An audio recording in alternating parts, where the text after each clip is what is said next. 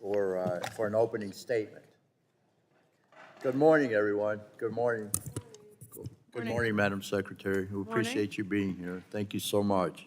I'd like to welcome everyone to today's hearing where we will be examining and discussing the Department of Commerce's fiscal year 2025 budget request.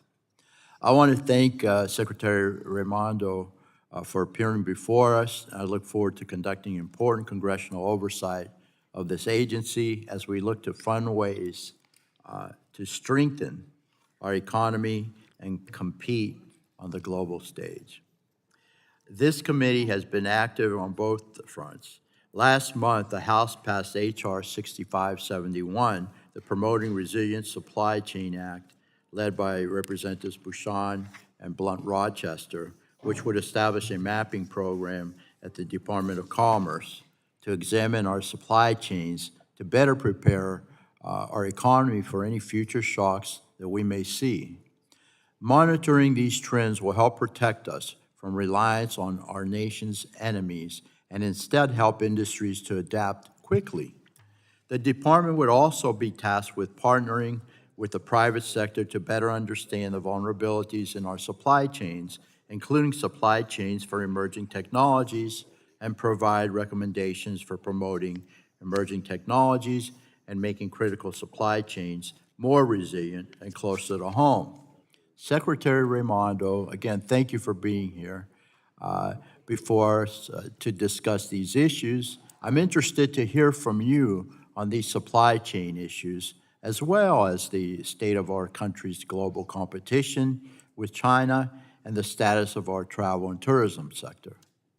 Last Congress, we worked on a bipartisan basis with Representative Schakowsky, our ranking member, to pass the Restoring Brand USA Act and the Visit America Act to ensure the U.S. remains a top destination for visitors around the globe and that we have oversight mechanisms and a plan in place at Commerce to prepare the nation for the next decade in travel and tourism trends.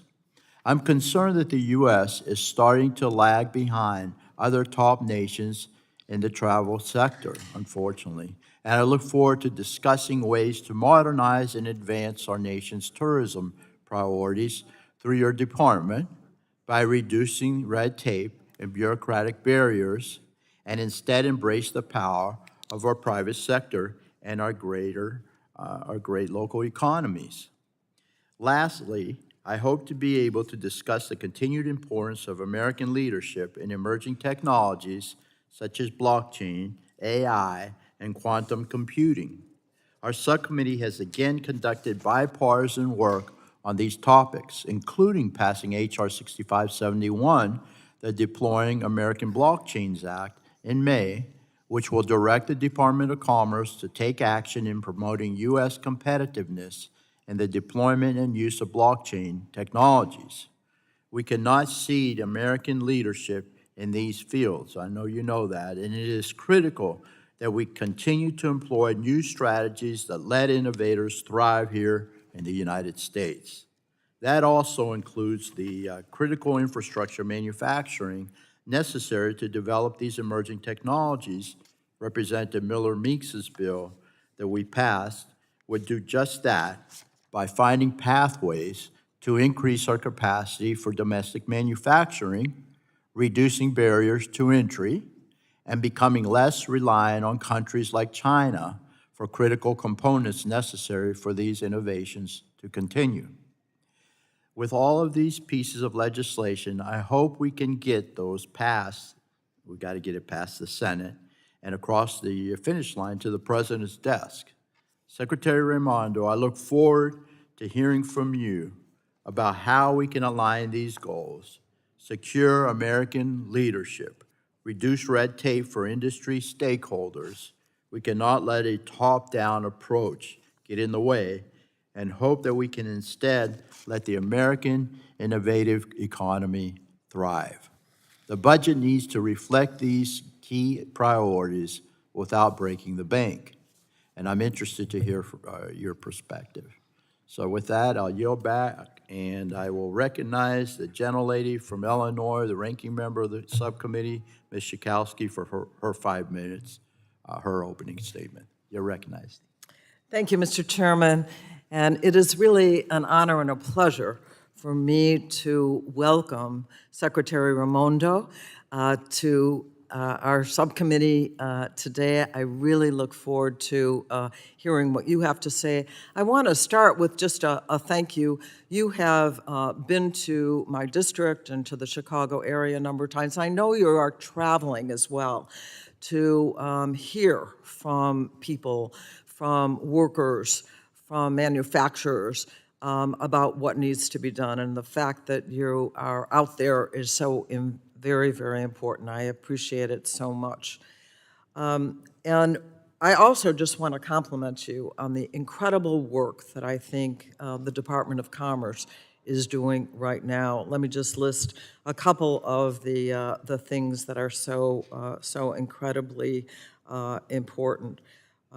We are looking at the issues of, let me get my list here. We're talking about tourism. We are all interested in being promoted and the work that you're doing there. In the supply chain, which you have done great work in making sure that it is more resilient.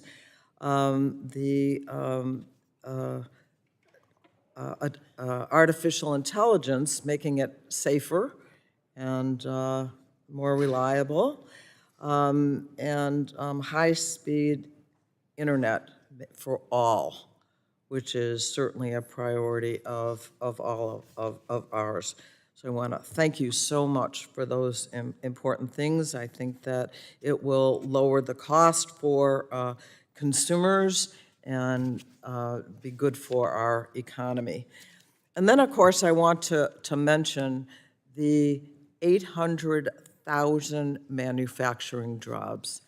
This is such a remarkable advance, and that is probably one of the most important things that I want to highlight. I did want to, let's see, what is that? I wanted to say I'm very disappointed that the Republicans have suggested that in the light of all the success, they actually want to diminish your budget. And we are looking at a recommendation of a 9% decrease in the budget. We really can't afford to do that. And I am disappointed that that is on the table, especially since they're asking you to do more and more and more. Can't do it without the money that is so desperately needed to make it happen. I did want to mention one issue that has been raised to me by some of my friends and your friends also in labor, who have been concerned that when it comes to the CHIPS workers, and I'll ask you a question about that, that they are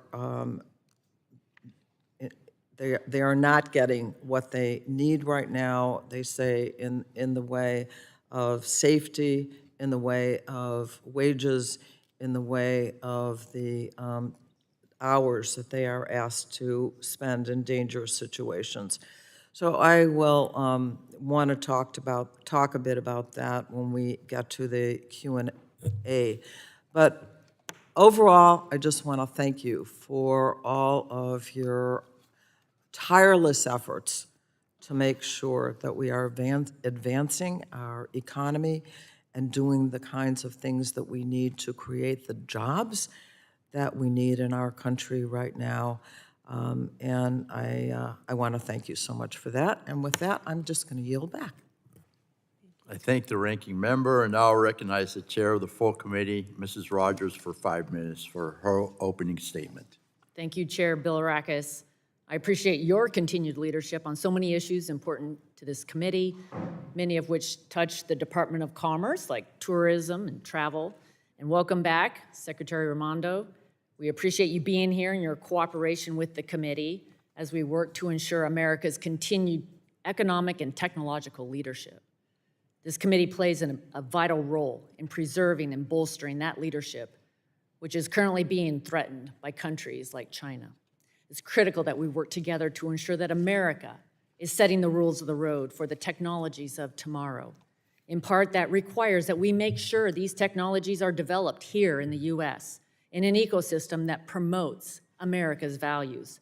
As you know, this committee has a rich history of bipartisanship, and we've worked this Congress and past Congresses to advance U.S. priorities domestically and internationally. Your department plays a key role in implementing the policies we advance, from improving data privacy to strengthening supply chains to helping build emerging technologies.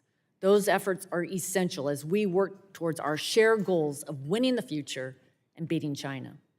Tomorrow, this committee will mark up the American Privacy Rights Act. This bipartisan legislation will not only give Americans the right to privacy and control over their data, but it will also benefit the Department of Commerce when representing American business interests on the world stage. According to the most recent data from the International Association of Privacy Professionals, almost 80% of developed countries have some form of comprehensive data privacy on the books, with one very notable exception, the US. This lack of comprehensive privacy protections puts us at a competitive disadvantage and prevents us from clearly articulating how to balance personal rights with promoting innovation. That's especially true when dealing with allies in the European Union, who can disproportionately influence outcomes through GDPR and other laws. These overly burdensome foreign regulations hamper innovation at the expense of Americans. Passing APRA will send a clear message to the world that we are serious about protecting our data and provides the opportunity to put our imprint on future international laws, like rules on cross-border data flow.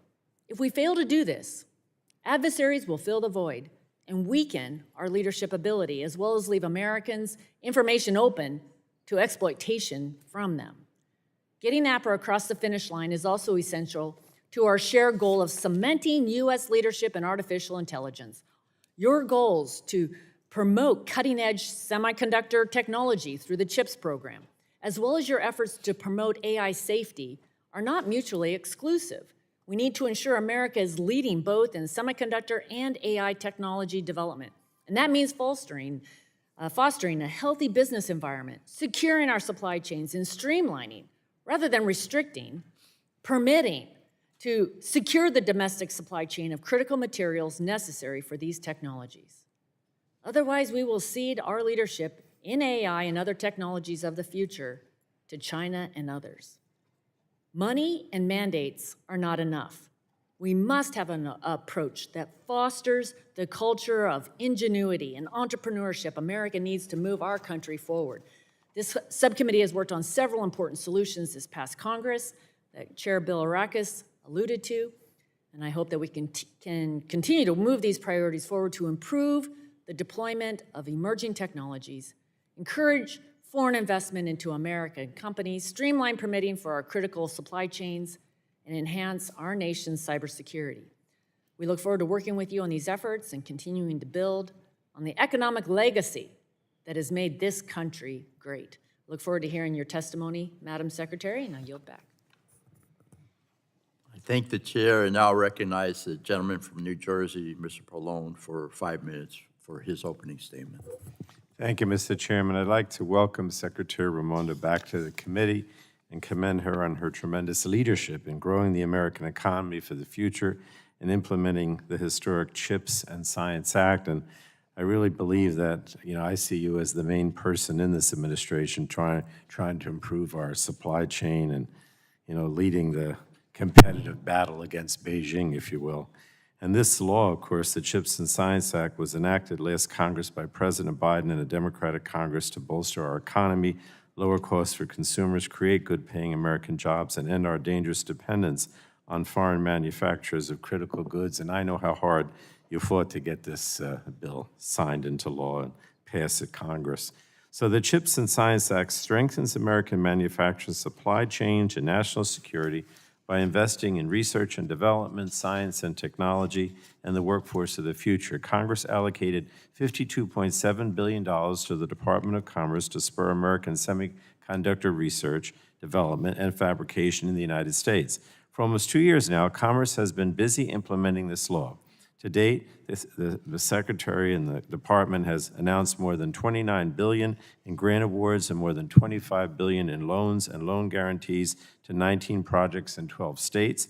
These projects are projected to catalyze $348 billion of total investment and create more than 100,000 good-paying jobs, manufacturing construction jobs, I should say. And that's what success looks like. So thank you, really. I want to thank you.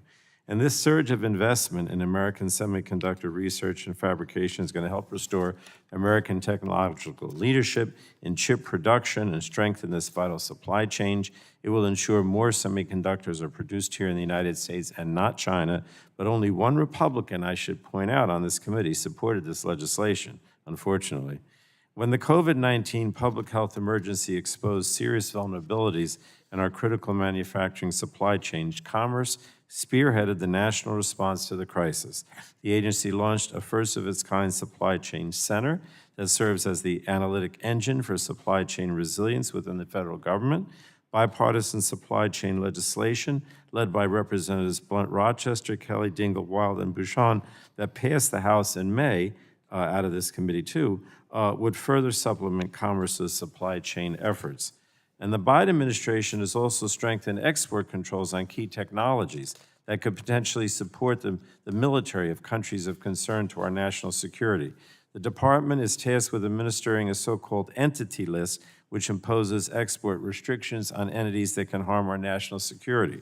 And since President Biden took office, the department has added 318 entities from the People's Republic of China to this list, more than any other administration.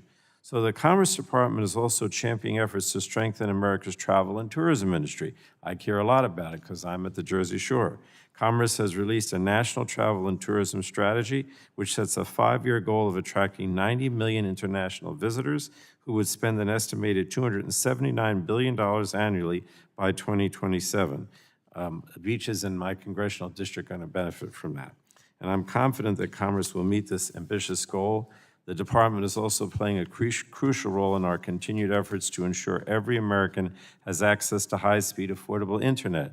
President Biden and congressional Democrats delivered with a bipartisan infrastructure law, and that allocated nearly $60 billion to broadband programs operated by NTIA within the Commerce Department. And the agency is working closely with all 50 states and the territories to get affordable, high-speed internet to all Americans. I also wanted to mention the department's helping build our nation's capacity to evaluate and mitigate the risks of AI. And this is going to help ensure safety, security, and trust while promoting an innovative, competitive AI ecosystem. Now, all of this work needs money. It's already been mentioned by my colleague from Illinois that unfortunately, Republican House appropriators have publicly pledged to cut non-defense programs by 6%. The initial allocation for Commerce, Justice, and related appropriations bill is over $4 billion less than funding levels enacted for this current fiscal year. So if House Republicans were really more serious about being tough on China, they'd be increasing Commerce's budget, not slashing it, because that's going to put on the chopping block policies that foster economic development and create a lot of jobs. So we should be building on the successful policies of the Biden administration and the Secretary, not undermining them, because our competitiveness, our national security, and our economic vitality depends on it. And again, thank you for all the things you've been doing to push all these initiatives that I mentioned. And I yield back, Mr. Chairman. I thank the ranking member. Our witness today is Gina Raimondo, the Secretary of Commerce. Welcome, Madam Secretary. You're recognized for 5 minutes for your testimony. Thank you, all of you. Thank you. Good morning. It's nice to be here. I've had the opportunity to get to know, I think, almost all of you and work with you, and I appreciate that. One of the best parts of being Commerce Secretary is it's really bipartisan, right? Working together on manufacturing, competitiveness, countering China. It's all bipartisan. And so it's really my pleasure to be here and to continue to work with you, you know, in the weeks and months ahead. And I want to thank you for your time. Thank you to the chair and to the ranking member and to all of you. We are, as has been said, and I appreciate all the kind remarks, we are working hard and doing our best. We are, as you have said, implementing some of the most significant initiatives passed by Congress in the past few years, we at the Commerce Department, through the Infrastructure Investment and Jobs Act and through the CHIPS and Science Act. And I want to say thanks to these laws and the funding that Congress has provided, we're able to do the work of the American people. The budget that I have before you requests $11.4 billion in discretionary funding and $4 billion in mandatory funding for the department in FY25. I know you're not an appropriations committee, but your leadership matters. You've all demonstrated how passionate you are about these issues, and your leadership matters. And so I am here to ask you for your support of this funding. I just want to take my remaining time to briefly step through some of our top priorities. First, and this has been mentioned by almost all of you, this budget positions America to prevent China and other countries from obtaining U.S. technology, U.S. capital, and expertise for activities that threaten our national security. As Representative Pallone said, and McMorris-Rogers, we have to beat China. That requires a strategy, and that requires investment. The budget requests a total of $223 million, a $32 million increase for BIS to expand export control enforcement, as well as $5 million for ITA to address risks from outbound investments into technologies in China, which we believe could enhance their military. The budget promotes America's technological leadership and responsible innovation in AI. It requests $61.6 million for activities like research and development for AI safety, and we want to develop AI but also mitigate risks. These funds will empower NIST to implement central components of President Biden's AI executive order, including significant investments in the AI Safety Institute, which we have already stood up and are working hard to develop AI guidance. We also request $8.9 million to BIS to gather vital information on bad actors who may be threatening our national security by trying to develop frontier AI models using U.S. cloud infrastructure. A number of you mentioned supply chains. The budget supports prioritizing investments in resilient supply chains. We need to go from being reactive to proactive. We can't just react in the instance of a COVID or a bridge collapse. We need to be proactive to building and strengthening our supply chains. So it includes money for the Manufacturing USA program, for the Manufacturing Extension Partnership, and money for ITA to support building a supply chain resiliency office. The budget provides resources to strengthen our relationship with our allies, to advance our shared values, and shape the strategic environment in which we operate vis-a-vis China. We need to outcompete China. Wake up every day asking ourselves, how do we outcompete China? That means we have to show up in the rest of the world, and this budget includes $379 million for ITA to expand exports and services so U.S. businesses can grow in foreign markets. The budget also requests new investments for EDA to build on tech hubs. A number of you have amazing tech hub proposals before us. I wish I could fund them all. We don't have the funds to do that, and I hope to work with you and others in Congress to figure out ways, creative ways to get more funding to invest in tech hubs. Finally, the budget invests in our fundamental science infrastructure. It invests over $400 million in fundamental research infrastructure at NIST and NOAA and NTIA for maintenance, renovations, and improvements at NIST campuses. I just want to conclude by saying we need support from Congress. If we will be efficient with the taxpayer dollars, but we need your support to make these investments so we can outcompete and support American workers and businesses, and I look forward to working with all of you to do that. Thank you, Madam Secretary. Appreciate it very much. I'll begin with I'll begin with questioning, and I'll recognize myself for 5 minutes. Families are strapped, Madam Secretary, I think you know this, for cash during this time of inflation and economic uncertainty. One way they have been able to make ends meet is by using their home for income as a short-term rental and welcoming travelers into the area. The gig economy is increasingly benefiting rural areas, which in turn brings new economic streams to these towns, and I've seen it in my district. So the question is, what is the department doing to drive travel and tourism to rural areas and these new forms of income for families? Yeah. First of all, I want to thank you for your leadership on travel and tourism. You come from a state where it matters, so do I. I was the governor of Rhode Island, the ocean state. I'm a huge believer in the economic value of travel and tourism. We are, within our budget, implementing the Visit America Act. We have hired a terrific DAS for travel and tourism, and we are, within our budget constraints, doing everything we can to work with states, including rural areas, to promote travel and tourism. I have a little bit of good news. As you know, the U.S. is the #1 destination for foreign travelers. I wanted to report to you that the National Travel and Tourism Strategy had a goal of having 90 million international visitors to the U.S. by 2027. We think we're going to beat that goal. We think we'll have that done by 2026.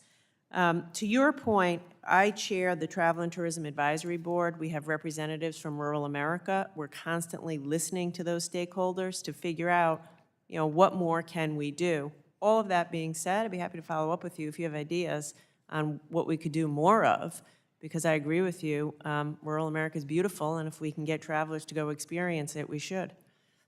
Thank you. I appreciate it.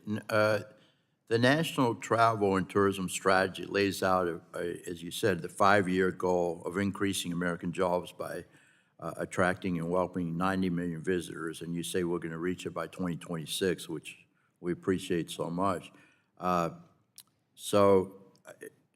You estimate that we'll spend about $279 billion by 2027. Can you speak to progress on reaching this goal? And you did. Maybe you want to elaborate a little bit. Are there specific areas you're seeking to prioritize? Yes, so let me say this. I know you're a leader in the Visit America Act, and I strongly support having an assistant secretary. Most other countries do, and I think we should too. I know money doesn't solve every problem, but we are severely budget constrained in this respect. I'm implementing it, but without the funds to hire an assistant secretary and the office and the tools to do that, it's very hard to do that. Last year, we took a $2 million cut, and this year, if we have the House Appropriations Committee proposed cut of another 9% for ITA, it'll just make this work that much harder. So I do want to put a marker down on that for all of you who care about travel and tourism. One of the things that we have done is really engage with this Travel and Tourism Advisory Board. I have personally met with them on numerous occasions. What I try to do is listen to them, right? Like, what do you need? What can we do? We did a lot, for example, in COVID, helping the cruises to get people cruising again. We've done a lot in coastal communities to help them with workforce. You can't operate your restaurant or hotel if you can't find the workers. So usually my approach is listen to the people in the business of travel and tourism and ask them, how can we help you? And we try to meet their needs so they can do more business and hire more people. Very good. Again, can you specifically, if you can make any recommendations with regard to the gig economy in rural areas? Because we've got a lot of beautiful areas, hidden treasures, as you know, throughout the United States. Any specific recommendations you can make with regard to that? Permit me to come back to you on that, or maybe we could have a discussion about it. With the rise of Uber and Airbnb and et cetera, you're exactly right that that's who is increasingly in that economy. I think it's important that they have high-quality, decent jobs. But But let me follow up with you on that. Okay, very good. You know what, I'm going to go ahead and yield back and recognize the ranking member from the great state of Illinois, Ms. Schakowsky, for 5 minutes of questioning. Thank you. Thank you. Well, I'm excited to raise this issue. I understand that in commerce, that what you're doing is requiring childcare for some workers, that it be provided from companies that deal with semiconductors. Childcare, can you talk about that? Yes, thank you. So we are not actually requiring companies to provide childcare, but what we are doing is saying to companies, if you want taxpayer money, you need to prove to us that you'll be successful, that you'll be a good steward of taxpayer money. Okay. That means prove to us that you're going to be able to hire the workers you need in the timeline that you need them. And so we've asked every company who wants money to give us a workforce plan. Show us, what are you going to do to train people, to hire people from high schools and community colleges and the like? And how are you going to make sure you have women on the job? Every one of you knows in your districts, we are at a historically low unemployment rate. The unemployment rate in the building trades right now is essentially zero. It's a couple of percent. If you're building a fab, it'll require somewhere between 5,000 and 10,000 construction workers to build that fab. You will not be successful unless you find a way to get women into these jobs. And you will not be successful at that unless you have a child care plan. So what we're saying to companies is convince us you'll do a good job with taxpayer money, hiring and recruiting women, and making sure that they have access to high-quality, affordable child care. Otherwise, they're not going to get the job done. So I feel strongly about this. This isn't social policy. This is math. They have to get the job done with taxpayer money. They have to have women, engineers, construction workers, scientists, technicians, and that means thinking about child care. So though it may not be required, you are mentioning childcare as a Absolutely. way to get the women more involved, right? Yes, absolutely. Excellent.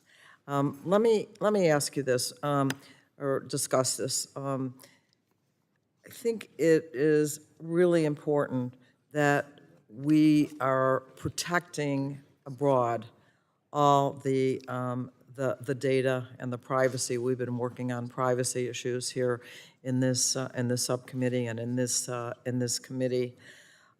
So I am just wondering what Commerce is doing to protect Americans' data internationally, especially from China. Yeah. So first of all, I want to agree with you and Congresswoman McMorris-Rodgers that we absolutely need a federal privacy legislation, and I applaud the work of this committee for getting us there. We're behind the rest of the world, so I support that. On top of that, a couple of areas where I'm very focused. You saw last week that the Commerce Department essentially banned Kaspersky, which is a Russian antivirus software company. We say you can't do business in America anymore because we think the Russian government are going to take America's data and put it back to Russia. I've recently launched an initiative around connected vehicles. I literally shudder to think of the risks to America's data and privacy of, let's say we had 1 million Chinese cars on the road, all connected, all collecting data from Americans, all of it going back to Beijing. So we are being very aggressive. Commerce Department has just put out, we're going through a rulemaking process on that. So I think, I could go on and on with AI. It's another risk. We're thinking hard about cybersecurity and data protection as it relates to AI. I think we have to move forward with technology. Absolutely, we have to lead the world. But more and more, we're getting concerned about protecting American consumers and children for making sure that our data doesn't get into the hands of the PRC. Thank you. I want to just go back to that issue that I had raised earlier about the workers who are concerned that especially from CHIPS workers. I have been hearing this from labor unions and the Labor Caucus, and I just wondered if you had any comment on that Yeah. in the few seconds we have. Look, it is concerning. It's unacceptable. It is concerning. We're working hand in glove with the Department of Labor. We have put out a set of good jobs principles, which we developed in partnership with the Department of Labor. If we're going to provide taxpayer money to companies, we expect the jobs that they create to be high-paying and safe working conditions. So we expect workers in those fabs to have the right to unionize should they choose.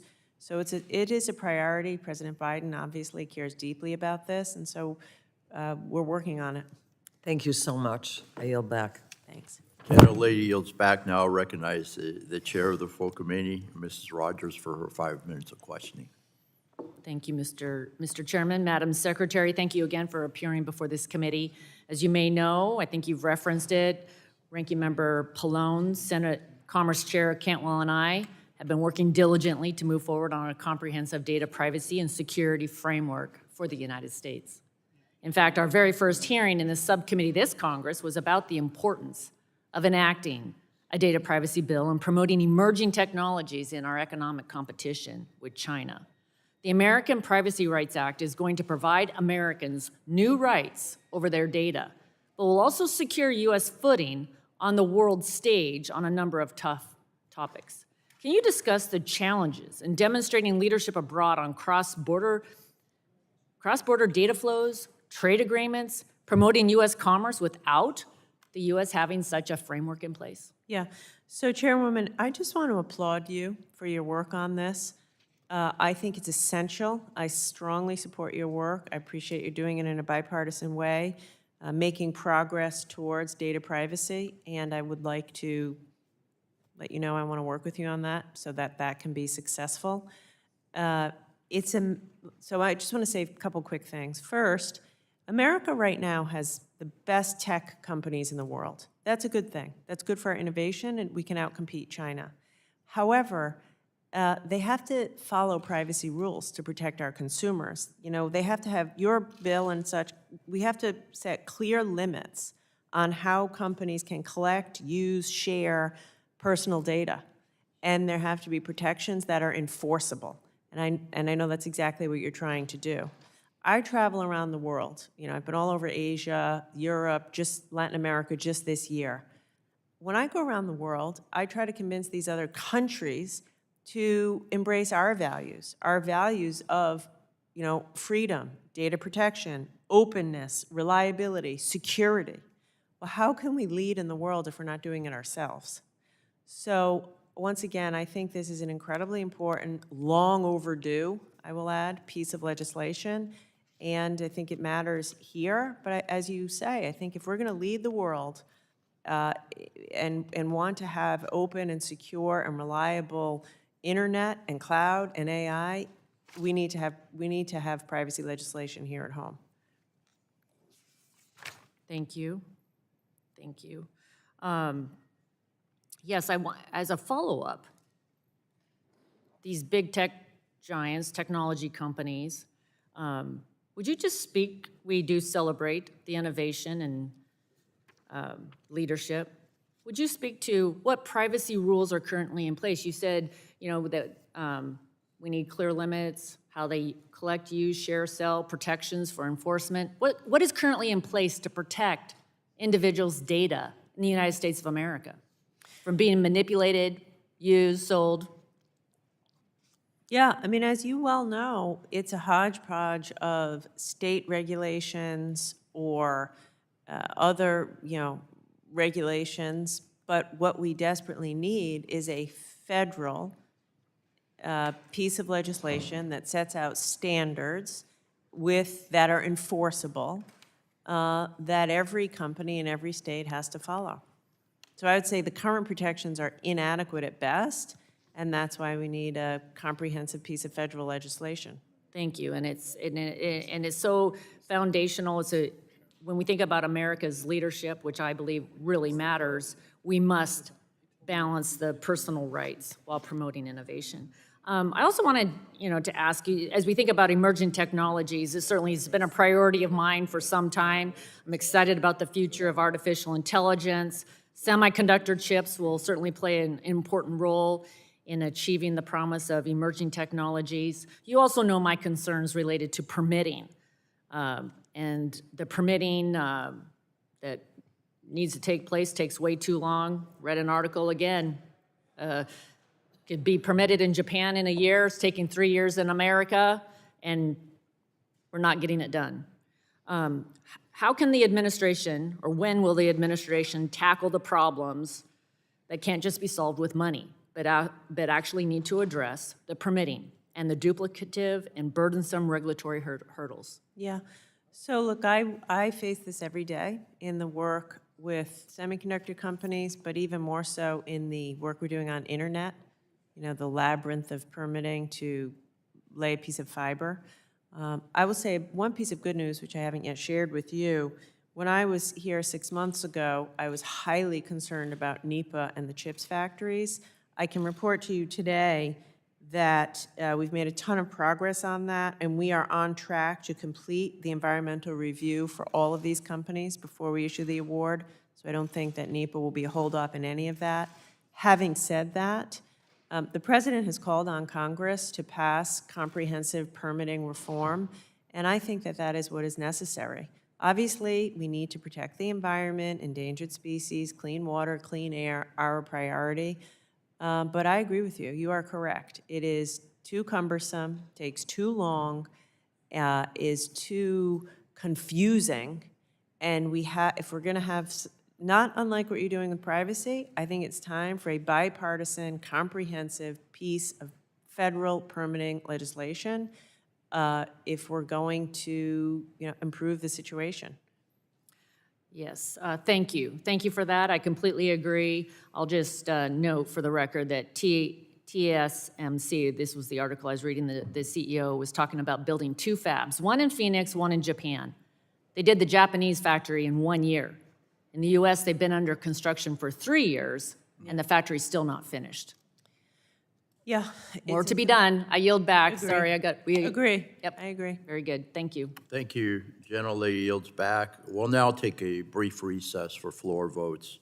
We'll reconvene promptly 10 minutes after the last vote is called.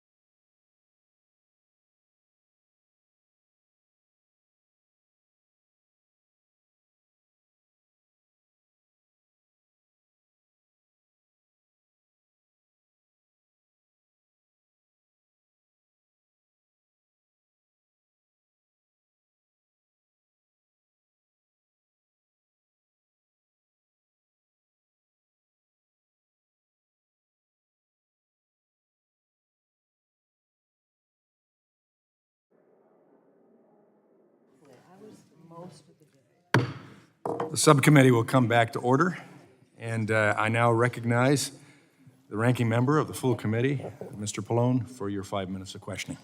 Mr. Chairman, I know it's not your fault, but I do have to say that in the future, based on this last vote, where the vote was closed with 92 members not being there and approaching the floor, we can no longer assume that just because a certain number of members haven't voted, that we can stay here and ask questions or continue our hearing.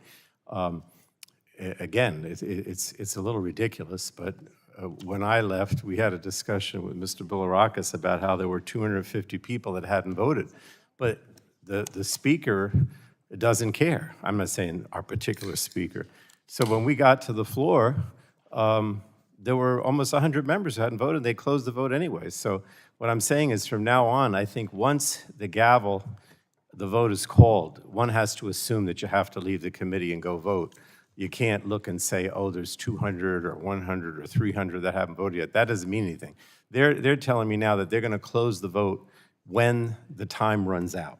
They're literally going to close the vote when the time runs out. Not a first vote. Yeah, in other words, they'll call the vote, and when the 15 minutes or the 5 minutes is over, the vote is closed. And so we have to assume that it's going to take us whatever time it does to get there, and that we can't look at how many people have yet to vote. It doesn't mean anything. They're just essentially saying, when the time runs out, the board could be closed. So I'm just The saying. gentleman yield? Yeah, sure. I agree with you. I watched it happen today, and I saw that several of our committee members that were here missed the vote. So I agree with you, and I ask unanimous consent for the gentleman's time to be restored to 5 minutes. Thank you. All right, thank you, Mr. Chairman. I wanted to ask Secretary Raimondo, I wanted to take this opportunity to ask you about the important role of NTIA in helping to make sure Americans have access to affordable high-speed internet service. For millions of Americans, the cost of internet service is too high, and that's why we included a broadband affordability provision in the bipartisan infrastructure law. Providers that receive grant funds from NTIA to build out broadband infrastructure must offer a low-cost option to certain households in the build-out areas, and the statute allows states to determine what that low-cost figure will be. It also sets out a process for the NTIA to approve or disapprove of that number. Now, some Republicans have criticized this policy and characterized it as rate regulation, which I don't think that's true. So can you please tell us whether NTIA is engaged in rate regulation, if you would? Yeah, thank you for asking the question. I do want to testify here on the record that we are not engaged in rate regulation. The statute does not permit us to be engaged in rate regulation, and I'm following the law. The statute does require us, though, to make sure that every state gives a low-cost option. And that's because in this day and age, the internet isn't a luxury. It's not a luxury, it's a necessity. As you well know, go to school, go online, file for benefits, get a job, go to see your doctor. So we're gonna hold states' feet to the fire to follow the law. They have to have a low-cost option. You know, $200 a month, $100 a month is not low cost. And it's not rate regulation, but we're going to comply with the statute. By the way, I should tell you, we've already approved almost 20 states' plans, and we'll have the rest of them approved in the coming months. So we're on path. All the money will be obligated by the end of the year, and I firmly dispute the allegation of rate regulation. All right, thank you. Now I wanted to turn to the supply chain issue again. In response to the supply chain crisis, the Department of Commerce launched a first-of-its-kind supply chain center that serves as an analytic engine for supply chain resilience within the federal government to help identify and mitigate supply chain risks and drive down the prices for critical consumer goods. So, Madam Secretary, how does this supply chain center identify and address supply chain challenges and specifically help drive down the cost of critical consumer goods, if you will? Yeah, thank you.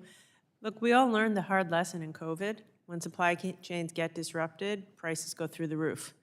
And by the way, it could be COVID. We just saw the bridge collapse in Maryland, weather, floods, semiconductors. So what we are doing is we have built in the Department of Commerce, in ITA, a supply chain office. We have built an amazing analytical tool, which I'd be happy to show any of you. Welcome you to the office, or I'll come to you, that allows us to analyze the supply chain and predict ahead of time where we see vulnerabilities. So for example, if in a supply chain 100% of the goods come from one country, that's a vulnerability. And we say to ourselves, and it could be critical minerals, it could be chips, anything, and then we want to be more proactive, saying, okay, if 100% of this comes from Malaysia, that's a risk. You know, if there's a typhoon in Malaysia, that goes out, that's a risk, and we're trying to get ahead of the problem. It will bring down costs. You know, it will bring down, exactly as you said, I mean, I'm looking at Representative Dingell, I mean, 10,000 workers were put out of work in Michigan for want of a single semiconductor chip that operated the windshield wipers, and we saw during COVID, car prices and used car prices and rental car prices went through the roof, all because of supply chain disruption. So in any event, I think we're doing a good job. We're not out of the woods. It's a continuous thing, and we have to continue to do more. I am asking for money in this budget to build out that supply chain office, and I do want to say we need the money to do the job. Well, I think you, there's 45 seconds left, but I was going to ask you how, if the budget was cut the way the Republicans have proposed, you know, how is that going to affect your effort to reduce the cost of goods? Yeah, we won't be able to do it. Listen, I was a governor. I watch every penny. I'm not here to say more money solves every problem, but if you want us to do this work, we do need money to hire the people, buy the software, do the analysis, reach out to companies. And we won't be able to do the work. You know, that's a fact. By the way, the money I'm asking for artificial intelligence, semiconductors, workforce, supply chain, countering China, it's all bipartisan. And it's not fat, it's necessary, and it'll be devastating. All right, thank you. Thank you, Mr. Chairman. I thank the gentleman. I recognize the gentleman from Indiana, Mr. Bouchon. Thanks to Chair Bill Aracas for calling today's hearing, and thank you, Secretary, for being here and taking your time today to answer our questions. I think it is critical that Congress and the Department of Commerce do everything in their power to ensure that the United States remains the world's leader in innovation and that companies of all sizes are able to compete globally.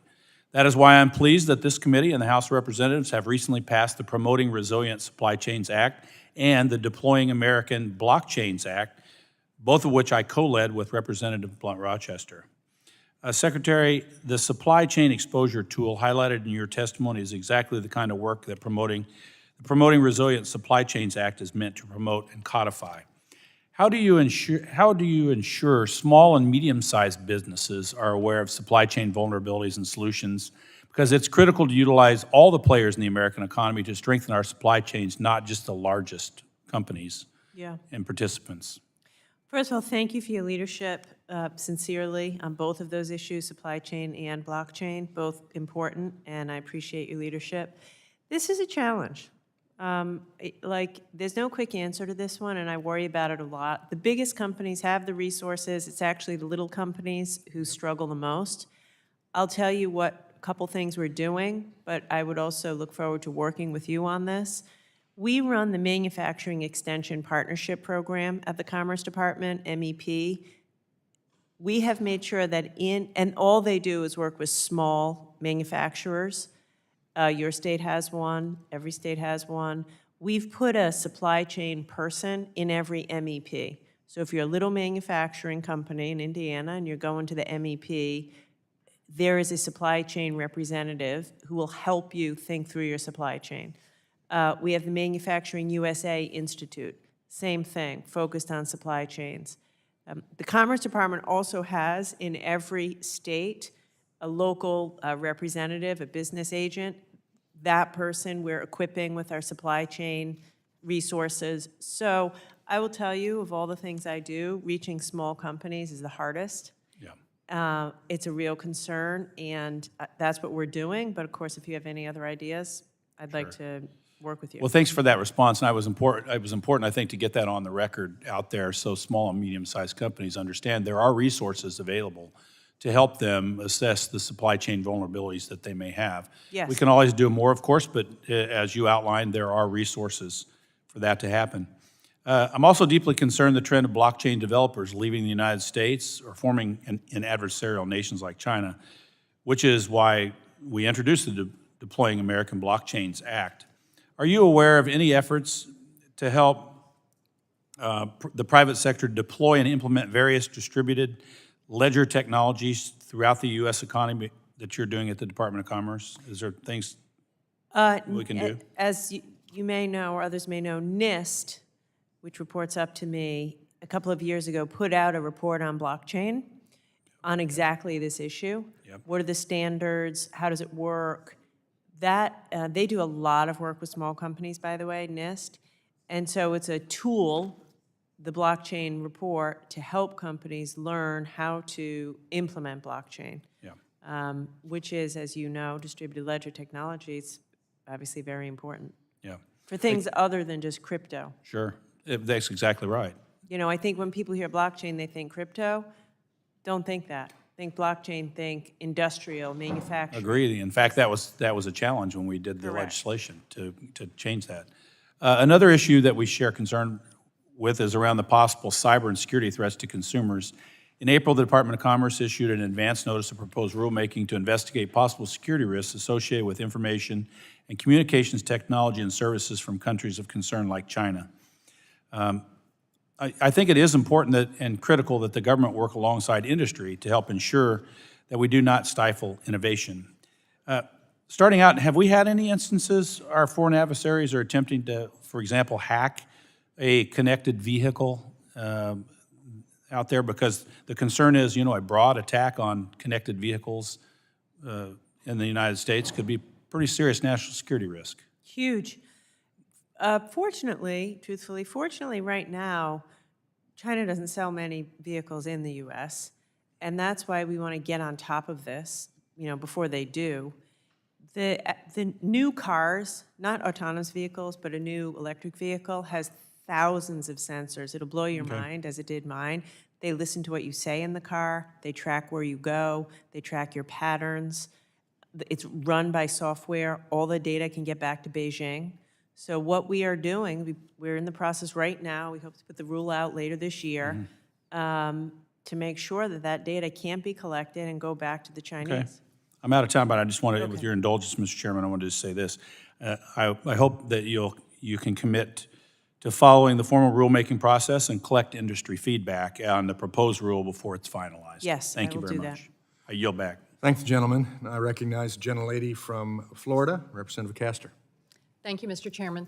Welcome, Madam Secretary. You are a champion for American businesses, American workers, American competitiveness. You are a strong and effective leader for the Commerce Department, and it is appreciated. Thank you. Some of the economic development grants that come out of Commerce have paid such huge dividends for my booming Tampa Bay area. Many of just the simple EDA grants to help our tech accelerators have turned the Tampa Bay area into what was an economy relying on tourism and real estate and we have a good active port, but now we're a tech startup community. We're a community, we don't have a lot of big Fortune 500 companies and big corporations. We rely on the entrepreneurial spirit, and it has paid huge dividends. We have small businesses growing and thriving. The wages are higher, and the Tampa Bay Wave is one of our leading accelerators in the area, and I just want to thank your entire team for what they've done over the years in targeting those investments to our accelerators. Most recently, Tampa Bay Wave has received a grant from NOAA under the Ocean-Based Climate Resilience Accelerators Initiative, funded by the landmark Inflation Reduction Act. What they are telling me is that they now are bringing together new startup companies across the state of Florida. They heard the message that the agency put out to do more partnering, so they're partnering with South Florida Accelerator. They're taking your design and development funds and now are going for the next round of funding to support startups and entrepreneurs working on ocean-based climate resilience, attracting capital, maturing their technologies, scaling business models for climate challenges and economic developments. But I'm a little bit worried now looking ahead, looking at the proposed budget, the fiscal year budget proposed by the Republicans, that their partisan bill would cut commerce, economic development assistance for local communities by a large amount. It looks like almost, maybe more than 10%. What will this do to our ability to grow these small businesses and entrepreneurs if you have to suffer through significant cuts like this? Yeah, thank you for your question. You know, the work that I do that gets all of the attention, of course, is the CHIPS Act. You know, $6 billion to Intel, $8 billion to TSMC. The reality is that's a small number of companies. Most Americans, the vast majority of Americans, work for small businesses, entrepreneurial businesses, family-owned businesses, and that's the work of EDA. Like small grants, one community at a time, rural, coastal, urban, and a cut to EDA will hurt every community in America, like literally. Red states, blue states, rural, urban, because these are small amounts of money for workforce training, building facilities, incubators, and sometimes it's the only money that these partnerships are really eligible for. You know, they're not going to get venture capital money. These aren't going to be, it's not, your companies aren't, it's not the next Google necessarily, but it's a nice business. So I think it would be deeply unfortunate. This is bipartisan work. It helps support communities all over America. It doesn't get a lot of attention, but people in your community and all of your communities will feel it if it gets cut. It gets a lot of attention across the Tampa Bay area because of the small investment from Commerce and EDA now is attracting 10, 20 times the amount in private investment and capital. And then sticking with NOAA a little bit, it's an interesting part of commerce, but it's an important one. You said you're going to focus on growing fundamental science research and then combine it with a new outlook for supply chains. And that sounds like that would help us with the nascent offshore wind industry that we're trying to grow in America. It would pay great dividends if we can lower the cost of energy, use clean energy. And I'd like to know, how is Department of Commerce and NOAA thinking about wind research, permitting, development, and how the new emphasis on supply chain focus could help lift this industry and the good-paying jobs it provides? Yeah, exactly. President Biden has set a goal of 30 gigawatts by 2030 of offshore wind. I will say, as the governor of Rhode Island, we had the first offshore wind installation in North America. I know a lot about this. It created so many jobs, lowered the cost of energy and electricity, and got a lot of people in Rhode Island off of diesel and oil. Permitting still takes too long. I'll be the first to say it. And so we are working very hard. I personally have been engaged in an effort to try to streamline the permitting. We've asked for money in the budget to help to do that, to streamline the permitting so we can go faster to hit the goal and also create jobs. Thank you very much. I yield back. Gentlelady's time has expired. I now recognize myself for questioning. Madam Secretary, thank you for being here today. Thank you. We saw hundreds of billions of dollars spent by the administration and Democrats in Congress through the IRA, IIJA, and other COVID-area packages. Unfortunately, though years have gone by since these funds were appropriated, very few projects have been completed or even started. From broadband to semiconductors to EV chargers, our constituents are still waiting to see where their tax dollars are going. There are many excuses for why this is the case: Washington's bureaucracy, permitting delays, as you just mentioned, and more, but one of the biggest issues I hear is workforce. The Biden administration has made no secret of their intent to use the CHIPS Act to benefit labor special interest. The CHIPS Act was first passed as a national security imperative, not a bill to increase the union rolls. The data is clear. Across the country, fewer and fewer U.S. workers are members of unions. I've seen that in my Michigan district. At the same time, many of these semiconductor facilities are struggling to find qualified workers to build their facilities. It would then be reasonable to ask, why then is the administration asking these companies to acquiesce to big labor and increase union workforce at their sites, even in states where union workforce is at an all-time low like Texas and Arizona? So, Secretary Raimondo, why then add these regulations requiring unions' workforce conditions when doing business with the federal government? Does this not go against the intent of the law? And how does increased union participation in building chip facilities improve the national security imperative of establishing a secure and domestic semiconductor supply chain? Yeah, thank you for the question. Look, I want to be clear. It is a national security program. I say it all the time. There is no union requirement. There is no child care requirement, as we talked about earlier. My first phone call I took early this morning was with the CEO of TSMC to talk about workforce, because as you say, every one of these companies is struggling to find enough workers. We believe if you're going to take taxpayer money, these people ought to have good jobs with decent wages, good working conditions, safe working conditions. And we believe, you know, if Americans in a facility want to unionize, they ought to be able to give them that opportunity. There is no such requirement. But what we are requiring is a workforce plan, and I stand by that requirement.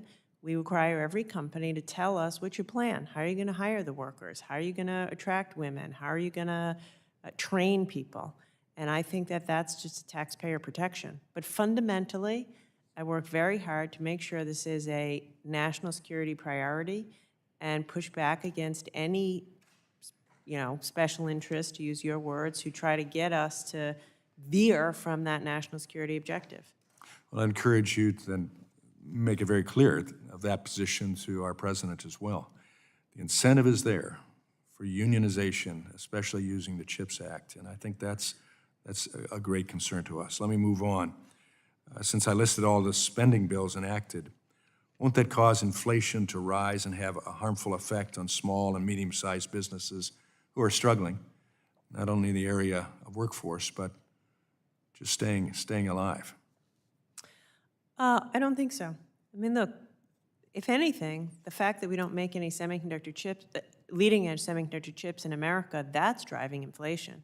The fact that we buy them all from one company in Taiwan is a national security risk, and lack of supply drives inflation.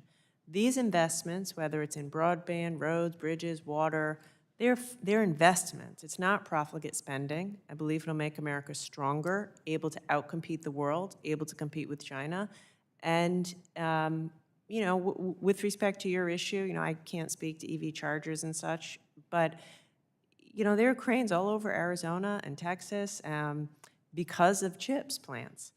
Can we go faster? I'm sure we can. I'm always trying to go faster, drive my team crazy. But, you know, we had a middle mile ribbon cutting this past Monday, putting money out the door to like connect people to the internet. So I'll work with you to do more, go faster, be more transparent, but I don't think these are inflationary. I think it's what America needs to thrive.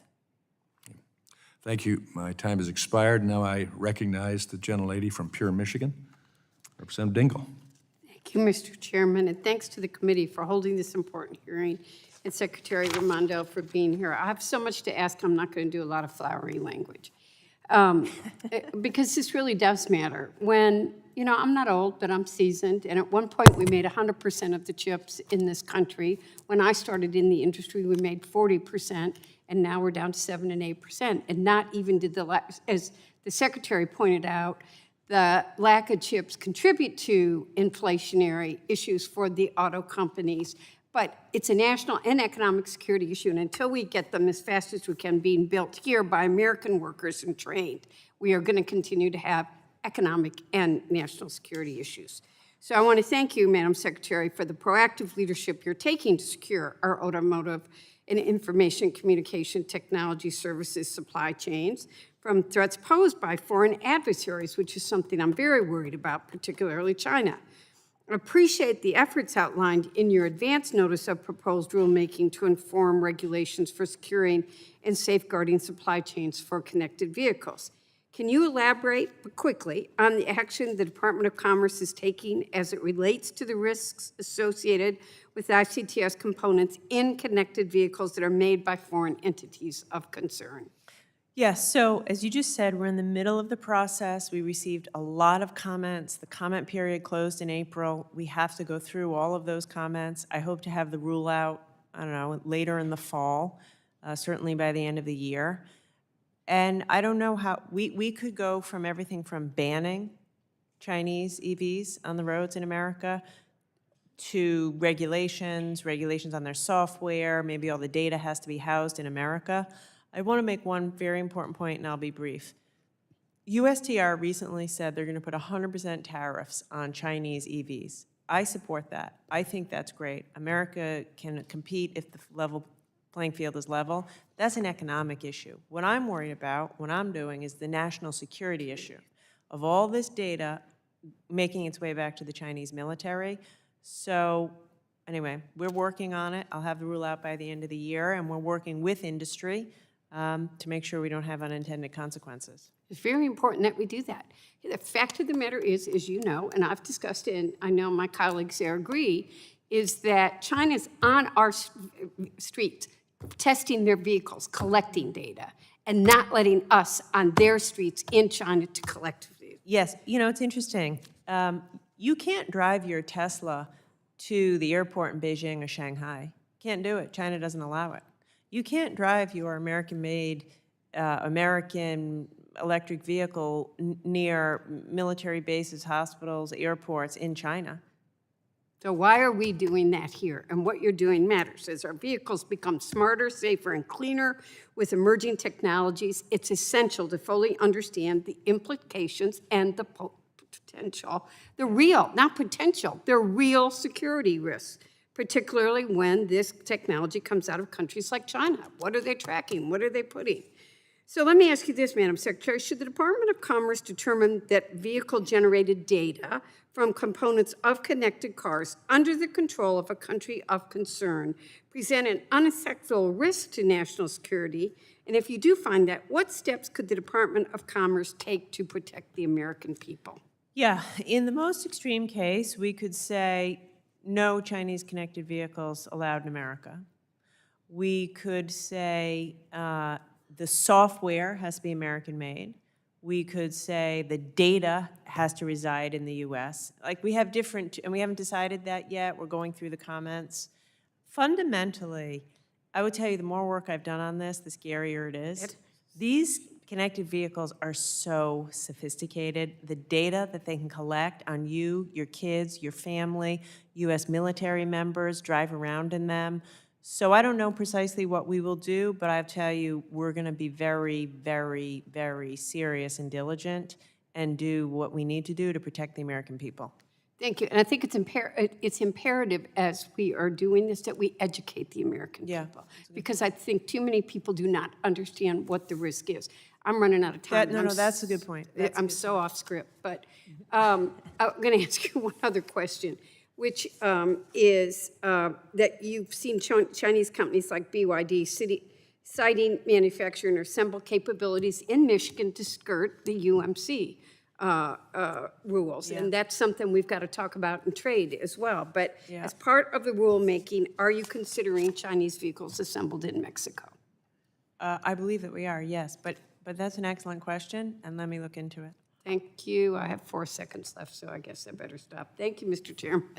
Gentlelady yields back. Now we'll recognize the gentleman from South Carolina, Mr. Duncan, for his 5 minutes of questioning. Thank you, Mr. Chairman. Madam Secretary, thanks for being with us today. Would you agree with me that we're in a new economic Cold War with China and that economic policy is central to the great competition with China's, the communist China, including Section 301 tariffs against the Chinese products? I agree we're in a great competition with China, and 301 tariffs help us, and I agree we have to win. So I believe in free trade. I think you do as well, but I believe in fair trade. Exactly, Bottom line is China cheats. exactly. Unfortunately, the Chinese Communist Party is now seeking to circumvent Section 301 by taking Chinese steel and Chinese parts to Thailand and setting up shell companies that then dump cheap goods in the United States. This includes top-mount refrigerators. As you may know, Electrolux has been making Frigidaire refrigerators in the heart of my district, Anderson, South Carolina, for the past 25 years. Because of the entry of Chinese dumped top-mount refrigerators into the American market, Frigidaire has seen its market share go down, while Chinese company Midea has grown its market share from 8% in the third quarter of 2023 to 28% last quarter. They've done this with 40 pounds of Chinese steel in each unit, while advertising their no-tariff product at half the price of its U.S. competitors. The impact of my district has already cost 160 jobs and counting. That's why Electrolux has now filed an anti-dumping petition with your office against Midea, and I believe my staff has given your staff the details on that petition. Madam Secretary, can you assure my constituents that you will give this situation the thorough investigation that it deserves in light of this second Cold War with China and the economic impacts that is already having in my district? Yes, absolutely. As you know, this is a quasi-judicial process, so I'm limited in what I can say here. 100%. Look, China cheats. You're right. China cheats. They subsidize their companies. They don't pay fair wages. They dump. They circumvent, whether it's Thailand, Malaysia, Vietnam, et cetera, and it's not fair. American workers can outcompete anyone if we have a fair fight. So if I can follow up with you, in a private setting, but as I said, 100%, we will look into it, we'll take it seriously, and if we assess that we need to, we'll levy a duty to level that playing field. Level the playing field. Finally, I'd be remiss in my duties as chair of the Energy Subcommittee if I didn't at least put a plug in for the application for recognition of the South Carolina Nexus for Advanced Resilient Energy under the CHIPS and Science Act funding. It's critical to our energy future that we solve the problems of getting more power onto our grid and do it in an environmentally and ecologically sound way. And I hope you'll consider our state's application to partner with you in that way. With that, Mr. Chairman, I yield back. Yes, we will. Gentleman yields back. Now we'll recognize the gentleman from the great state of Florida, Mr. Soto, for his 5 minutes of questioning. Thank you, Chairman, and welcome back, Madam Secretary. I remember it was the middle of 2021, in the height of the pandemic, and we saw that supply chain havoc hurting our economy, chip shortages that were especially affecting vehicles, computers, and appliances, increased costs, and that's when we all started talking about rebuilding our national capacity for microchips, and the CHIPS and Science Act started being the talk of the town. I just want to thank you, because I remember you convening members of Congress, industry leaders, defense leaders, and your leadership was critical as we worked on this issue. And also thank you for your support of NeoCity's aerospace and space microchip manufacturing. It's been a game changer for Central Florida. We have great partners like Osceola County, Skywater, IMAC, Plug and Play, Lockheed Martin, a lot. And it aligns with NASA and our local aerospace industry in East Orange County and Cape Canaveral, just a few miles away. And this is a community where it's been transformational, especially being a majority Hispanic community. And we've seen our first technicians for microchip manufacturing graduating from certification programs at Valencia College, as well as engineers coming out of UCF. How is the implementation of the CHIPS and Science Act going, and how is it affecting manufacturing and costs for the American people, both in Florida and across the nation? Yeah, thank you for what you said. I think it's going very well. We always want to be better, but we were allocated $39 billion to invest in companies. We've already committed more than 30 of the $39 billion. So we're moving, I think, at a pretty fast clip. And you will see like hundreds of thousands of jobs created in America because of that. We're now turning to the part of the work where we will invest in smaller companies and supply chain companies. We don't just want to have the big factories. We need the suppliers, the wafer companies, substrates, chemicals, et cetera. Importantly, and I know this is important to you and all of us, we're also standing up a workforce center of excellence because we need the workers. We need the workers to build the fabs, work inside of the fabs. So we are collaborating with colleges, universities, community colleges, HSIs, as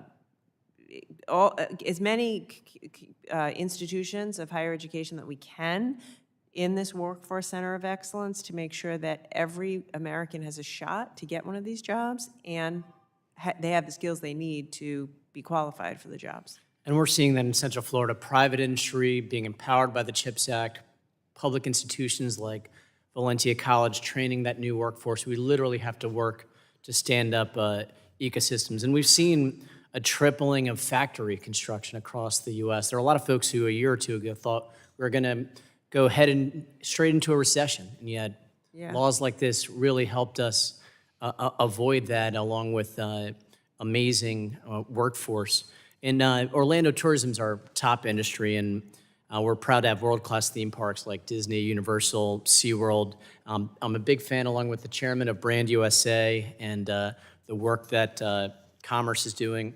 We also are big fans of the 2022 National Travel and Tourism Strategy, promoting diverse, inclusive, and accessible tourism. We got the Air Carrier Access Advisory Committee back into the FAA. What is the department doing, or how is it critical to have full funding in the president's budget to ensure accessible travel for all Americans and foreign tourists, including those with disabilities? Yeah. By the way, on the point you said, one really cool thing is for every dollar of CHIPS money that public money we're putting out, we've seen $12 of private capital. Yeah. It's exactly what you said. We're pulling forward the private capital, which is what gets the engine going. We talked earlier about travel and tourism. We need the funding. You know, we want to hire an assistant secretary for travel and tourism, and for that person to have a team and the tools they need to do the job. We took a cut last year. There's a proposed cut for this year. So we're implementing to the best of our abilities within our budget constraints. We have a fantastic deputy assistant secretary. We've engaged with the Travel and Tourism Advisory Board, fantastic people. Listen, I'm a believer. I'm from the Ocean State. I get it. These are good jobs. These are real jobs. And we want to do whatever we can in all of your, not just places like Florida, but rural places that we talked about to stimulate the travel and tourism economy. Well, we appreciate your commitment to tourism and have to get you the funding to do the job. And welcome. Thank you. Gentleman yields back. Now we'll recognize Mr. Fulcher from the state of Idaho. You're recognized for 5 minutes of questioning. Thank you, Mr. Chairman. Madam Secretary, thank you for being here today, for your testimony. And I had a opportunity to hear your opening statement, and you made the statement that we need to outcompete China, and I agree with that. We do need to outcompete China. I would share from my perspective some of the policies of the administration, not directly due to you, but some of the policies of the administration don't necessarily agree with that. And I'll just give you one example, and that's the mandates on electronic vehicles as they're coming around now. While we're doing a mandate on electronic vehicles, or at least attempting to, we're simultaneously restricting access to their domestic supply chain for those electronic vehicles. Those same electronic vehicles we're trying to mandate the use of. And that, in my view, is kind of playing into the hands of China and where they are positioned. And I'll give you a specific example and then kind of move to our discussion point. But critical minerals is one of those things. We have critical mineral resources here in China, in the U.S., many of which are needed for the production of electronic vehicles and batteries and so on, but yet we have such restrictions on the access to those. And periodically, when we do get a permitting done, which is always an onerous process, then we have other issues. And that's where I kind of wanted to just get some dialogue going with you.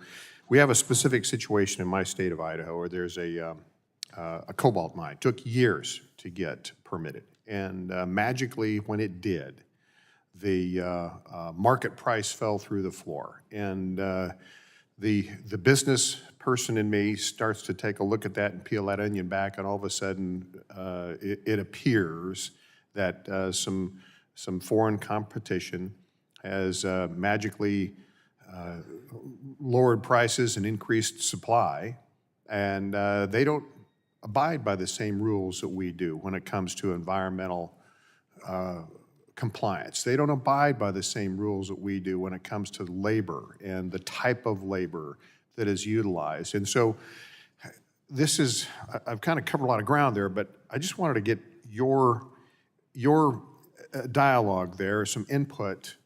Is this something that you're watching? Is, we need to outcompete China, but we're not playing by the same set of rules when it comes to a lot of these things. Other examples have been mentioned. I'm bringing up the issue of mining and the harvesting of critical minerals. Could I get your feedback on that? Yeah. First of all, thank you for the question, and thank you for highlighting this issue. Back to what Representative Dingell said, I'm not sure people understand the implications of this. So lithium, cobalt, nickel, these are things that are primarily mined and processed not in the United States. We are far too dependent on China, which means they can do exactly what you just said. They can tank the spot price and hurt all U.S. businesses, or they could raise the price and take us hostage. To the extent that we have lithium, cobalt, et cetera, in the United States, we have to figure out how to access it. And so we are working hard on this. We also have to work with our allies. So for instance, the Philippines, or Indonesia, or Japan. These are allies, critical mineral rich, and we should try to figure out how do we work with Australia.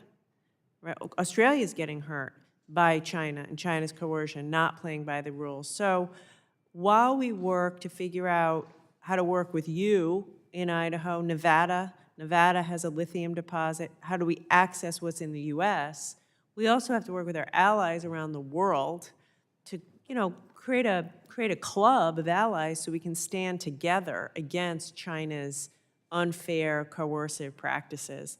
The only thing, and I'll work with you on it, I'd be happy to work with you on it, come out to Idaho, we can talk about it. The exciting thing with, meeting climate change with EVs and such, and chips is exciting. It all depends on critical minerals.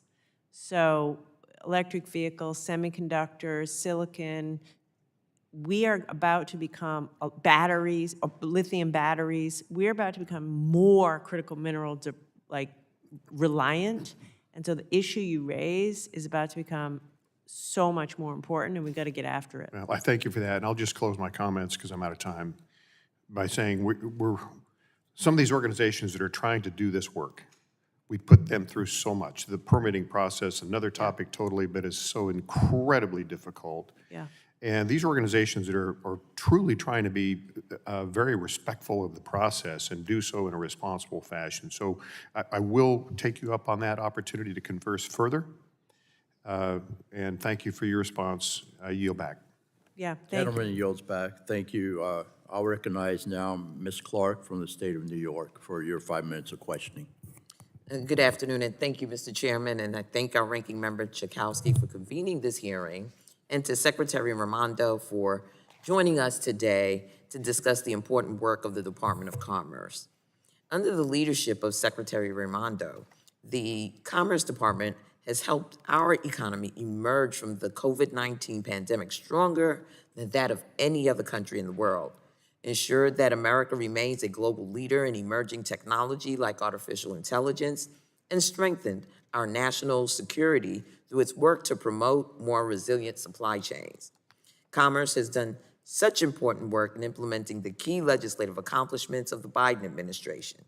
The CHIPS and Science Act, as many of my colleagues have noted today, enacted last Congress, charged Commerce with allocating funds to spur semiconductor development and manufacturing in the United States. To date, Commerce has announced nearly $30 billion in grant awards and up to $25 billion in loan and loan guarantees. These grants and loans will not only supercharge our economy as we onshore more critical technology sectors, but strengthens our national security by lessening our dependence on foreign countries for this essential technology, and I commend the Department of Commerce for its work in this space. In addition to the CHIPS and Science Act, the Commerce Department, through NTIA, has done more extensive work in our collective effort to close the digital divide. The bipartisan infrastructure law's historic broadband investments demonstrate Congress's strongest attempt to date to bridge the digital divide and bring all Americans reliable, affordable access. Unfortunately, one of our key broadband adoption affordability programs, the Affordable Connectivity Program, experienced a lapse in funding this month due to the House Republican leadership's refusal to move my bipartisan bicameral legislation to provide additional funding. This obstinance,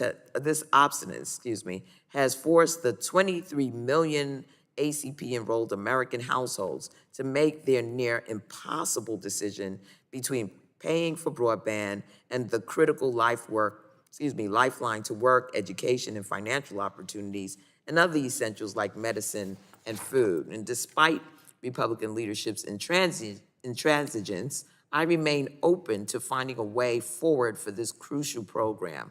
Additionally, the bipartisan infrastructure law included a separate BEAD-specific affordability provision assigning NTIA administrative oversight and programmatic support responsibilities. Under the bipartisan infrastructure law, service providers that accept funding from the BEAD program to build broadband networks must offer a low-cost service option. Despite these statutory requirements, some on the other side of the aisle incorrectly claim that this is improper rate regulation. Secretary Raimondo, can you please explain for the committee how the ACP and other broadband affordability requirements will fully unleash the historic investments made in the BEAD program? And could you also speak to the importance of each state adopting a robust low-cost broadband option? Yes, thank you for your question, and thank you for your leadership. ACP is necessary. It's literally a life or death situation for many people. I have personally spoken with people in rural America, all over this country, who the nearest hospital or doctor is 100 miles away. If you don't have the internet, you don't get to see the doctor. The internet isn't a luxury. It's not a luxury. It's a necessity. It's a necessity. We saw it in COVID. It's a necessity to go to school, get a job, see the doctor, run a business, run a dairy farm. I've been in rural Wisconsin. It is heartbreaking to hear these dairy farmers who say, I can't predict the weather, I can't buy my equipment, I can't, et cetera. ACP, if you don't renew that, and I'll do anything I can to work with anybody to get that renewed, it's pulling the rug out from under 23 million Americans who just deserve a shot. $100, $200 a month is not affordable. Sometimes $50 a month isn't affordable. Like I said, this is not a luxury. So, and we are not engaging in rate regulation. Statute doesn't permit it. I have no interest. I'm not a regulator. I don't want to be a regulator. I'm not getting into the business of regulating. But statute says every state has to provide a low-cost plan. So we're not rubber stamping the plans. You know, I think between 15 and 20 states have already had their plans approved. We'll approve them as soon as we can. But you have to make sure, you know, we're going to hold their feet to the fire to make sure that they have a truly low-cost plan, which, by the way, varies from state to state. We are providing states flexibility. It's more expensive to lay fiber in, you know, a rural mountainous area than in a state like Rhode Island. We get that. So we'll work with you and provide flexibility, but you have to, you know, do what the law says. Very well, I thank you. And it's 23 million households, so more than 23 million people. We estimate maybe around 98 million individuals or more who unfortunately are. Gentlelady's time has expired. Yes, I yield back, Mr. Chairman. Thank you. Now yield time to the gentlelady from Tennessee, Ms. Harshbarger. Thank you, Mr. Chairman. Thank you for being here, Secretary. The Commerce Department's Assistant Secretary for Travel and Tourism is responsible for helping promote the tourism industry in the United States. In Tennessee, our music heritage has long been a draw for visitors across the country, specifically in Northeast Tennessee, my hometown. We have Bristol, the birthplace of country music. And the Northeast Tennessee is also home of Dolly Parton. We have a world-renowned theme park, Dollywood, in Pigeon Forge. And today, Congresswoman Barragan and myself introduced the American Music Tourism Act and legislation to explicitly include the promotion of music tourism in the role of the Assistant Secretary for Travel and Tourism. We think it's just common sense to recognize tourism as a catalyst for U.S. economic development. It's a fast-growing industry for the entire country, with projections estimating it will generate more than $11 billion in revenue by 2032. Does this sound like legislation you'd be willing to work with me to get signed into law? Absolutely. First, I do have to say, I'm a huge Dolly Parton fan. I had the opportunity to meet her a few years ago in Rhode Island. I was the governor, and she came to the folk festival, and I was totally starstruck. Yeah. But besides that, yes, I mean, we've talked with a lot of members today about how important it is. These are good jobs. There's a misperception that tourism jobs are low-quality jobs, Yes, ma'am. and that isn't true. Exactly. So I would absolutely love to work with you in a bipartisan way. I'll follow up with you and Yes, see if I can please help. do. That would be great. The National Marine Fisheries Service, which is part of the National Oceanic and Atmospheric Administration at the Department of Commerce, is working on a biological opinion resulting from an Endangered Species Act, Section 7 consultation requests from the Department of Interior to assess potential impacts to endangered species in the Gulf of Mexico, and as a result of Department of Interior permitted oil and natural gas activities. Is the National Marine Fisheries Service still on schedule to complete the biological opinion in early 2025, as was previously indicated? Let me find you, I don't know off the top of my head, but I will get back to you later today. Yeah, that would be great. And the next question is, the National Marine Fisheries Service is also slated to publish the final rule designating the Rice's whale critical habitat in the Gulf of Mexico in the coming months. The designated area will be analyzed by the National Marine Fisheries Service and could be used as a reason to impose restrictions on oil and gas activities in the critical habitat area. It could also lead to severe disruptions for other marine industries. And my understanding is that there's little evidence to suggest that the Rice's whale is present in any meaningful capacity in the central and western Gulf of Mexico. And imposing harmful restrictions on Gulf users could even have more safety implications for Gulf mariners. In your opinion, is there sufficient science on Rice's whales to determine critical habitat, or are you familiar with that? I am very familiar with this. This is in the middle of an active rulemaking, so I really am not permitted to comment on the details. Here's what I promise you. We're committed to following the science. We are reading every comment and engaging broadly with stakeholders, and we are committed to finding that right balance between, I'm the Commerce Secretary, commerce, enabling commerce, and also, though, like I said, following the science. Yeah, we don't want to stifle these guys who make a living in the Gulf, so that would be great. The last question that I have time for is, the United States is a world leader in the development and deployment of Open RAN wireless networks. And as we know, the Commerce Department, through NTIE, continues to administer the Public Supply Chain Innovation Fund to help entrants enter the Open RAN ecosystem. And my question is, what additional steps can you and the administration take to ensure that we remain the world leader of Open RAN networks? Yeah, thank you. So, for those of you who aren't totally familiar with O-RAN, this is how we compete with China. Huawei is all over the world because it's cheap. Go to Latin America, Asia, they all buy Huawei because it's cheap. We need them to buy American. And so the secret to that is O-RAN, the software. It allows us a product which is competitive. So we are putting grants out. I'll get back to you and let you know exactly where we are. I know I don't want to say the wrong thing. We're working hard to get the money out the door. It's a new technology, so what we need to do is work with companies and entrepreneurs to quickly develop the technology so they can deploy it. As far as I'm concerned, we have to develop as fast as possible so we can be competitive. Well, I look forward to you getting back with me. And with that, I yield back, Mr. Chairman. Thank you. The gentlelady's time has expired. I now yield 5 minutes to the gentlelady from Illinois, Ms. Kelly. Thank you so much, Chair and Ranking Member Schakowsky, for holding this morning's hearing. And I want to thank Secretary Raimondo for your testimony. Always good to see you.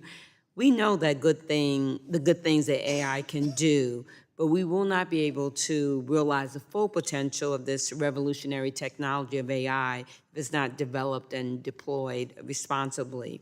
What safeguards are necessary to ensure AI is deployed in a manner consistent with our fundamental American values and rights? Yeah, it's an awesome question. We're right now in the Commerce Department, we have stood up the AI Safety Institute, and I will say that we are asking for funding for that. We need to figure out, for example, what is adequate testing of these models. You know, these companies say they red team.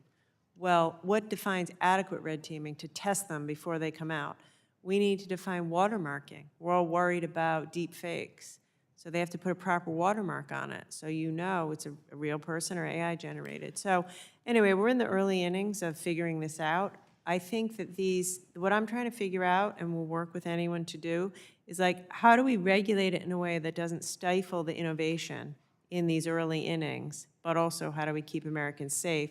I will say, you know, we're asking for a modest amount of money for this AI Safety Institute, less than what Europe, the UK, Korea are putting into this, way less than China, and we need the money to figure out how to keep Americans safe from AI. I think you knew my future questions because that's what I was going to ask. How would the House Republicans' proposed budget cuts affect Commerce's ability to carry out the executive order that the president released last year? Yeah, I mean, look, we're spending, thank you for the $10 million last year. We're making good use of it. We're asking for about 45 this year. I mean, China will spend multiples of that. Even the UK is spending more than that. So I don't know how we cannot make those investments. If we're going to lead the world in AI, which we need to do, then we need to make these investments in the basic science to figure out the best ways to keep Americans safe. So on the opposite end, how would funding levels proposed in President Biden's budget strengthen Commerce's mission to boost American innovation and competitiveness? We could do the job, right? We can do the job on behalf of the American people so AI flourishes and we lead the world. As simple as that. Thank you, and I yield back. Hard job. It's not that simple, but that's the plan. I know it's not simple. You're Yeah. saying money helps. Thank you. Necessary. I thank the gentlelady for the simple answer, simple question. Yeah. We'll see. Yeah. I now recognize the gentleman from California, Representative Obernolte. Thank you very much, Mr. Chairman. Secretary Raimondo, it's very nice to see you again. I'd like to continue the line of questioning from Representative Kelly about artificial intelligence. I know you and I share a recognition of the importance of that topic. As you know, I'm the chairman of the House Artificial Intelligence Task Force, and we have been working very diligently to try to put together a regulatory plan and framework for AI, and I know you've been working on this topic as well. Your budget requested $8.9 million for the Bureau of Industry and Security to implement mandatory reporting requirements under the Defense Production Act for domestic AI developers. And this is a topic that you and I have had a discussion of before. I don't want to talk about the reporting requirements because this is a debate that we're having within the task force, but I specifically want to ask about your invocation of the Defense Production Act as the authority to make these requirements, because as you know, the DPA was intended to be used in times of wartime to secure our procurement supply chains for munitions. And we seem to be far afield from that. We have no declarations of war, we've withdrawn from Afghanistan, and the producers that you're proposing to apply this requirement to have nothing to do with our defense supply chain. So how is the Defense Production Act an appropriate source of authority for the Department of Commerce to require this reporting? Yeah, so I've enjoyed working with you on AI, and there's a lot more for us to do. We think that whether it is legacy semiconductor chips, we're using the DPA for that, or AI or cloud infrastructure, it is national security. Yes, it's not tanks and missiles, but today, in the modern world, AI, semiconductors, data centers, satellites, you know, unmanned vehicles, drones, this is all technology.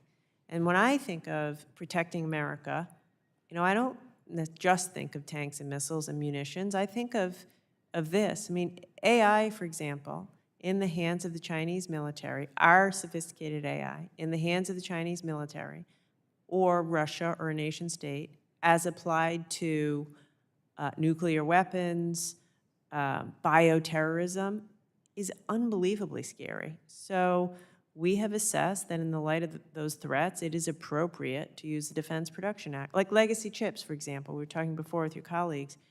China is not playing by the rules. They are subsidizing the crap out of their industry, and it's going to hurt us. It's going to hurt our ability to make those chips. So, and that'll hurt us in times of war, right? Every Javelin missile has 300 chips. F-15 fighter jets, these are chips, chips, chips. We need to make them, and China will undermine our ability to do that. So anyway, we could talk about it. I hear your concern, but I think that in this day and age, technology is the front line of our defense as it relates to new age of war, and I think DPA is appropriate. We are in furious agreement on the fact that AI is critical to our national security. But what we disagree on is whether or not the Department of Commerce has the authority under the DPA to require this reporting. And I mean, we're on the same team about this. And let me tell you, we're going to get there. We're the AI task force, we're having our 9th hearing this week, ironically on the topic of transparency and privacy. So we're going to get there, but please let's continue to work as a team and not let this turn into a tug of war between the legislative branch and the executive branch. Yeah. And I mean, because this is part of a budget request. Now you're going to force us to put language in our appropriations to you that says you can't use this to do something that we don't think you have the authority to do. And I prefer not to go there. Yeah. One other thing I wanted to ask about is you are asking for funding to stand up the AI and Emerging Technologies Policy Lab at NTIA.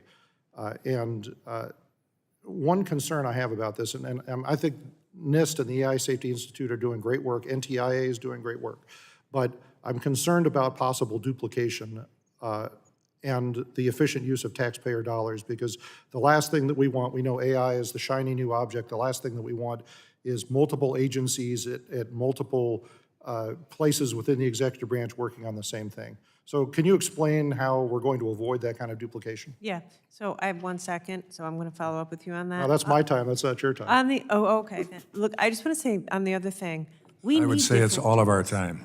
Okay. I'll concede the point, Give me 10 Mr. Chairman. seconds. So 10 finish it seconds, quickly. 10 seconds.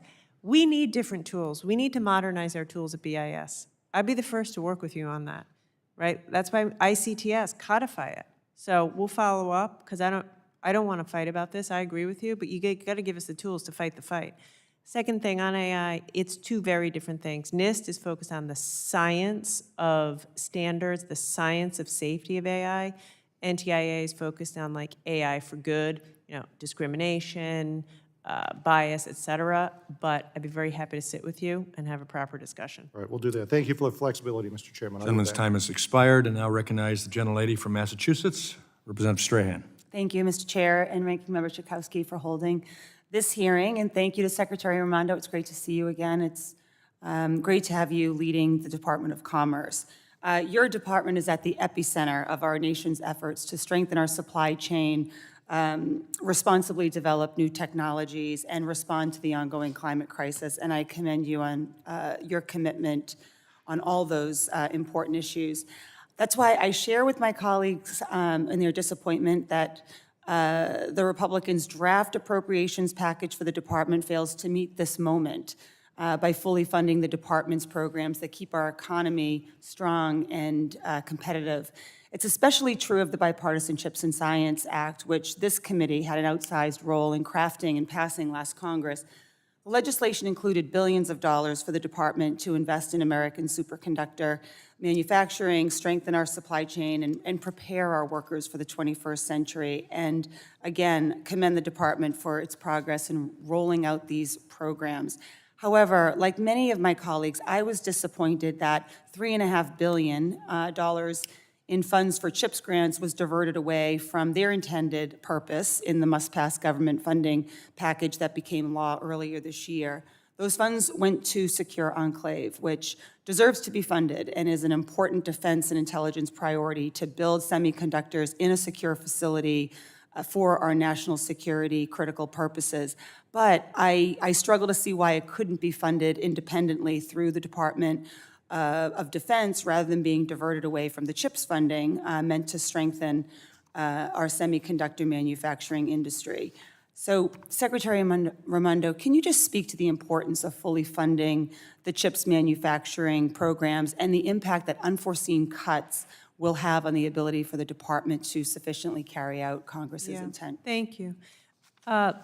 Taking that money and earmarking it for Secure Enclave puts us at a significant disadvantage. We are oversubscribed, right? We are over, it's good news, right? We're oversubscribed. There are many more excellent companies, big and small alike, who we should provide grants to so they can expand in America so we can be stronger. Like we were talking about, it's a national security priority. Having said that, Secure Enclave is incredibly important too and deserves to be funded, and we're working literally every day with the DOD and OD&I to make sure it's funded. That we need to find the money. It is a national security imperative to get the CHIPS money reinstated. In whatever way you can figure out how to do that, but it is absolutely essential. Yeah, and you're right about oversubscribed. I mean, unfortunately, not every project can be funded. That was the case for Helfrich Brothers, a manufacturer of industrial pressure vessels in the city of Lawrence, which I have the privilege to represent, and I know you know well, Madam Secretary. Pressure vessels are critical requirements for the semiconductor supply chain as they store high-purity gases needed in the manufacturing process. And Helfrich Brothers is currently at production capacity due to the increased demand from the semiconductor industry, which could create a bottleneck in the supply chain that CHIPS and science was meant to strengthen. I remain committed to fully funding the programs necessary to strengthen our semiconductor manufacturing process at every phase, and I look forward to our continued work together on that front. Finally, I too would like to switch to artificial intelligence, and I'm pleased that the department is working hard to implement the President's executive order on safe, secure, and trustworthy AI. Part of that order directed the department to work with our international allies to develop responsible global standards for AI. I know you've talked a lot about AI already, but hoping that you could describe for us what the department is doing to engage in international efforts to establish standards and policies for AI and how Congress can support those efforts. I think it's critical we work with our allies. We can't do this. We cannot do this alone. In fact, at 1 o'clock, I have a meeting with my Korean and Japanese counterparts to talk exactly about this. We started to work with the EU. You know, we have to get a group of like-minded countries who share our values, who are committed to our values, to commit themselves with us around these safety guidelines for how AI is developed. And the very first thing you could do is fund the AI Safety Institute, because this stuff has to be based on science, and we need the money to fund the science and lead the world, lead Korea, lead Japan, lead India to come to aligned standards of safety. Message received. I yield back. Thank you, gentlelady. And I recognize the gentleman from Pennsylvania, Mr. Joyce. Thank you, Chairman, for allowing me to waive on to this hearing today. And thank you, Secretary Raimondo, for coming back to the Hill to testify again. Secretary Raimondo, both you and Assistant Secretary Davidson have testified before various congressional committees that you are deferring to the states in the administration of the BEAD program and not forcing states to rate regulate. Just last year in December, Mr. Davidson assured this committee that you would not engage in rate regulation and that you would, and I'm quoting, embrace the sort of laboratory of democracy. Let different states approach this in different ways, unquote. In fact, last month, you testified in the Senate that the Department of Commerce is, again, I'm quoting, not in the business of rate regulation. Despite these statements, we have heard repeatedly that this is not aligned with the reality that's occurring on the ground. You have approved only a small number of state plans, all of which appear to regulate broadband rates by adopting a specific price for broadband service. We've heard from numerous states that NTIA is requiring them to specify rates for various broadband offerings in order to receive that final approval of its initial proposal. Multiple broadband offices have told us that the pressure from NTIA is real and that the threat of losing funds was too great not to give in to these demands. Some states have also complained that you, specifically, Madam Secretary, are calling their governors and demanding that the state comply with NTIA's direction on specific price points for low-income and other broadband plans. You said to Senator Kennedy just last month that you're, quote, pretty hands-off on this, unquote.